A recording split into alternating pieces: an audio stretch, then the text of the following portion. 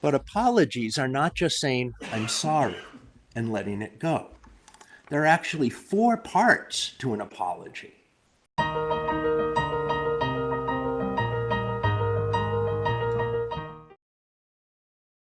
Some people think justice is about punishment and giving everyone what they deserve.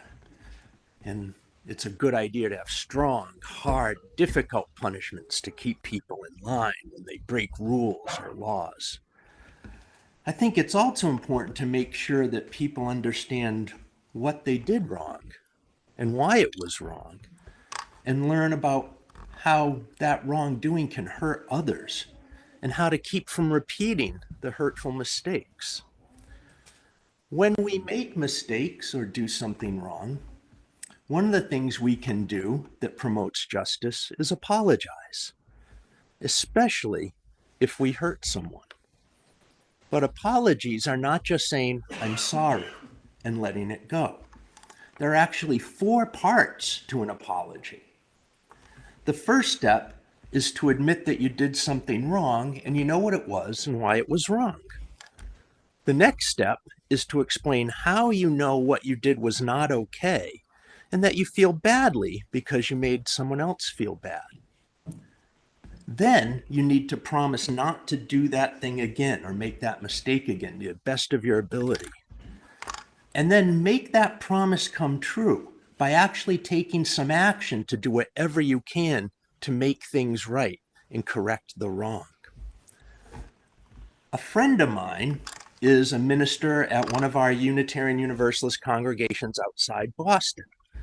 And like a lot of Unitarian Universalist congregations, a little while ago, some years ago, they put up a sign that said, Black Lives Matter. And it was a big sign. It was on the lawn in the front of their church in the center of one of the suburbs of Boston. And when they put that sign up, well, it got vandalized. That means people wrote on it and ripped it and tore it apart. And they put it up again. And it got written on and torn apart and ruined again. And they put it up again. And it got ruined and written on and torn up again. But this time, the police caught who did it. And then the church did something very interesting.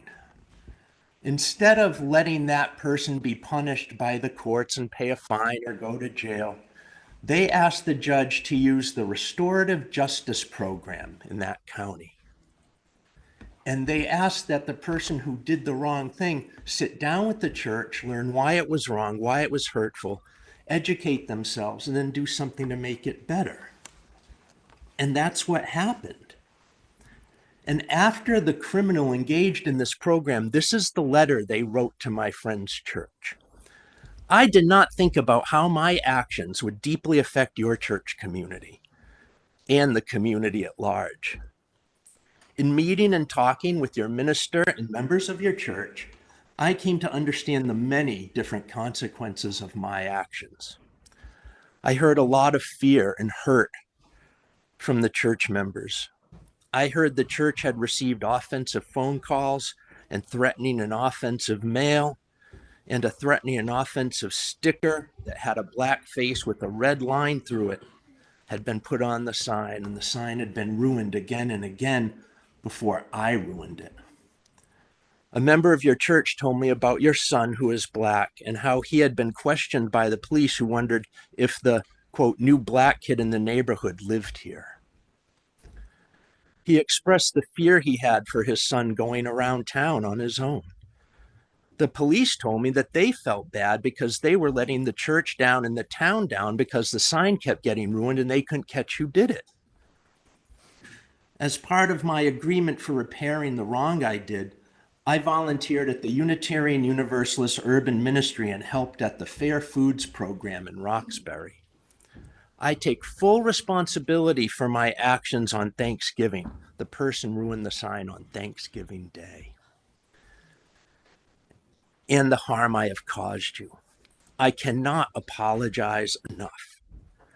I also cannot thank you all enough for allowing me to go through the restorative justice program. You showed kindness and fairness when I did not. I will never cause you or anyone this kind of harm again. I'll definitely think through my actions more and how they will affect others before I act. I am so sorry. That's an apology.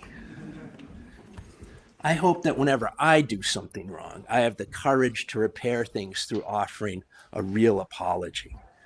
When we apologize well, we mend ourselves, we mend the wrong, we mend the person or people that we hurt, and we also mend the whole world. Check out my website and blog at tonylorenzen.com for even more resources that will open your mind, touch your heart, and inspire your spirit.